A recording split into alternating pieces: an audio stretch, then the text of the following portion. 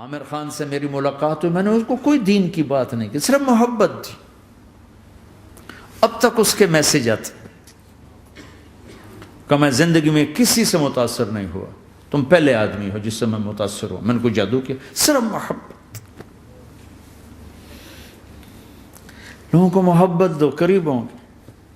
میں جب گیا بڑی مشکل سے اللہ نے، ملاقات کا کوئی راستہ ہی نہیں تھا، وہ مجھے نہیں جانتا تھا، میں اسے نہیں جانتا تھا، تو کوئی موقع نہیں مل رہا تھا ملاقات کا.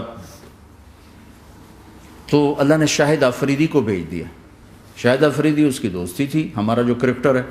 میں نے اس سے فون پر کہا یار میری ملاقات تو کرا. اس نے ملاقات کروائی. تو اس نے مجھے کہا آدھا گھنٹہ ہے، آدھا گھنٹہ. جب میں پہنچا میکسیمم پونا گھنٹہ. میں کہا ٹھیک. میں گیا تو وہ سہما ہوا چہرہ کہ بھئی مولانا آ گیا، پتہ نہیں کیا کہیں گے، بھئی یہ تو کیا کر رہا ہے، تو حرام کر رہا ہے، ناچ رہا ہے، گا رہا ہے، توبہ کر، ابھی تیرے لیے دوزخ کا فیصلہ ہو جائے. پتہ نہیں کیا ہوا، وہ ڈرا ہوا سہما ہوا تھا. تو میرا ایک دور کالج لائف تھا. میرے اللہ نے مجھے ہدایت دی اور میں 3 دن کے لیے میں اس دوست کو، اس کی نسلوں کو دعائیں دیتا ہوں جو مجھے زبردستی پکڑ کے لے گیا. نہ میرا تبلیغ سے کوئی تعلق، نہ واسطہ، نہ میں کوئی ان سے متاثر. ایک لڑکا تھا، بنگالی تھا، گشت کرتا تھا، لیکن میں اس سے ذرا متاثر نہیں ہوا. میرا دوست متاثر ہو گیا تھا، تو میں تو ان کے قریب سے نہیں گزرتا تھا. تو وہ اور میں اسکول میں اکٹھے آ رہے تھے، کالج میں اکٹھے آ رہے تھے.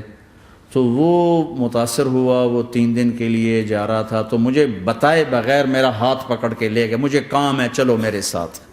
اور میں اس کو انکار نہیں کر سکتا تھا، یہ میرا اس کا تعلق تھا. اب بھی اسی طرح بھائیوں جیسا تعلق. میں اس کا احسان ماں، مجھے زبردستی لے گیا. ہمارے پنجابی کی مثال ہے، کبے نو لت لگی وہ سیدھا ہو گیا. وہ جو ہوتا ہے ہنچ بیک ہوتا ہے نا، اس کو کسی نے لات ماری تو وہ سیدھا ہو گیا. مہربانی بھائی تیری لات سے میں سیدھا ہو گیا. تو مجھے تو وہ کبے والی لت پہ گئی. تو اللہ نے مجھے اس طرف لگا دیا. اور جب میری کالج لائف، میں نے کالج کا بہترین سنگر تھا، اسکول کا بہترین، یہ جنید جمشید کیا ہے جو اس زمانے میں یہ سارا کو ٹھا میں نے سارا کیا ہے. تو اب وہ بیچارہ ایسے بیٹھا ہوا. تو میں نے اس سے بیٹھتے ہی فلموں کی باتیں شروع کر دی. اور تھوڑی دیر بعد کہ میں نے محسوس کیا کہ فرام 60 to 72 جو فلم انڈسٹری کو جتنا میں جانتا تھا اتنا وہ نہیں جانتا تھا. تو اس کے اوپر میرے علم کا روپ پڑ گیا. اس کی لائن کا علم تھا نا. تو حیران پریشان، یہ واز تو ہو نہیں رہا. تو کبھی دلیپ کمار کی باتیں شروع ہو گئیں، کبھی راج کپور کی شروع ہو گئیں، اور کبھی محبوب صاحب شروع ہو گئے، کبھی مدن موہن شروع ہو گئے. وہ آدھا گھنٹہ تو یوں ہی گزر گیا. تو آدھے گھنٹے کے بعد میں نے کہا جی ہمارا تو ٹائم اوور کا نہیں، اٹھیں چلے ادھر چل کے بیٹھتے. وہ کھانے کی ٹیبل پر تھے تو وہاں جا کے بیٹھ گئے. پھر وہیں باتیں شروع ہو گئیں. جب اس کا سارا خوف دور ہو گیا اور ریلیکس ہو گیا، اس میں پونے گھنٹے سے 50 منٹ گزر گئے تھے. تو پھر میں نے کہا عامر بھائی آپ حج پہ آئے ہیں، اگر آپ اجازت دیں تو آپ کو اپنے نبی کا حج سنو. کہنے لگے ہاں جی ضرور سنائی. پھر میں 1.25 گھنٹہ بولتا رہا اور وہ ایسے کر کے یہاں سے وہ یوں نہیں ہوا. 1.25 گھنٹہ ایسے بیٹھ کے یوں سنتا، ہلا نہیں اپنی جگہ سے. لوگ محبت کے بھوکے ہیں، تم فتوے دینا شروع کر دیتے. 2 گھنٹے کی ملاقات کے بعد جب ہم نکلے تو نیچے تک چھوڑنے آیا عامر خان. حج کے بعد میں نے کہا ایک ملاقات اور ہو جائے گا، ضرور ہوگی. پھر اس کا میسج آیا کہ میں مدینے چلا گیا ہوں، معذرت چاہتا ہوں. میں نے کہا میں مدینے آ جاؤں گا. میں مدینے پہلے ہو آیا تھا حج سے پہلے. تو اس نے کہا کہ آپ 14 تاریخ کو آ جائیں، 4 سے 6 کا ٹائم میں نے آپ کے لیے رکھا ہے. تو میں جنید اور ایک اور ساتھی ہم دوبارہ وہاں چلے گئے. 4 بجے 4:15 ہم اس کے ساتھ ہماری سٹنگ شروع ہوئی. 4:15 سے 10:15 تک 6 گھنٹے مسلسل. اور اس کے ماتھے پہ ذرا نشان نہیں آیا کہ میں بور ہو رہا ہوں. اور اس کے بعد ہم اٹھے، اس کا جی نہیں چاہ رہا تھا کہ ہم اٹھ کے چلے جائیں. محبت. پھر ایک امتحان پڑ گیا. میں اجتماع میں تھا رائمنڈ کے پچھلے سال. اس کا میسج آ گیا میری فلم تلاش آ رہی، اس کی کامیابی کی دعا کرو. لے بھائی اے چنگی بڑی. میں نے کہا اب کیا کروں؟ جواب دینا بھی ضروری، دعا بھی نہیں ہو سکتی، کیا کروں؟ تو جب وہ میسج آیا تو میرے سامنے کوئی 10-12 علماء بیٹھے تھے.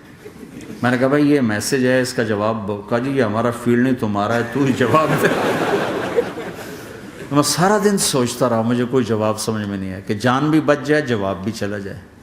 پھر اگلا دن بھی گزر گیا، مجھے کچھ سمجھ میں نہیں آیا. میں عصر کا وضو کر رہا تھا، ایک دم اللہ نے ایک مضمون دل میں ڈالا. تو میں نے فوراً بیٹھ کے اس کو میسج کیا کہ عامر بھائی جو کریٹو ہوتا ہے نا ذہن، یہ اللہ کسی کسی کو دیتا ہے. تخلیقی ذہن یہ اللہ تعالیٰ کسی کسی کو دیتا ہے، ہر ایک کو نہیں دیتا. اور یہ اللہ کی بہت بڑی عطا ہوتی ہے. اور میں نے تمہارے ساتھ جو وقت گزارا اس میں نے دیکھا کہ اللہ نے تمہیں تخلیقی ذہن دیا ہے، تم کریٹر ہو.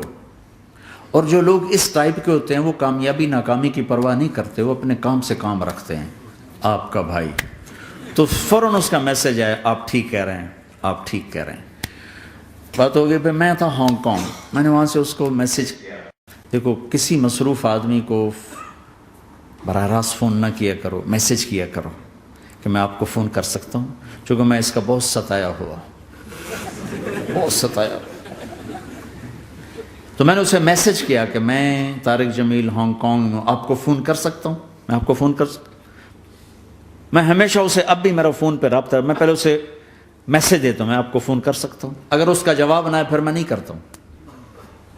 کبھی وہ خود کر لیتا ہے، کبھی وہ میسج دے دیتا ہے کال کر لیں. تو تھوڑی دیر بعد اس کا فون آ گیا کیونکہ میں اس وقت دلی میں ہوں، کانفرنس میں تھا. تو میں نے آپ کا میسج دیکھا تھا، میں اٹھ کے باہر آ گیا ہوں، ابھی آپ سے بات کر کے پھر میں جاؤں گا. تو اسے باتیں کرتے کرتے کہنے لگا آپ کی دعا سے میری فلم کامیاب ہو گئی. میں کہا یا اللہ میں کوئی نہیں کی تھی تینوں.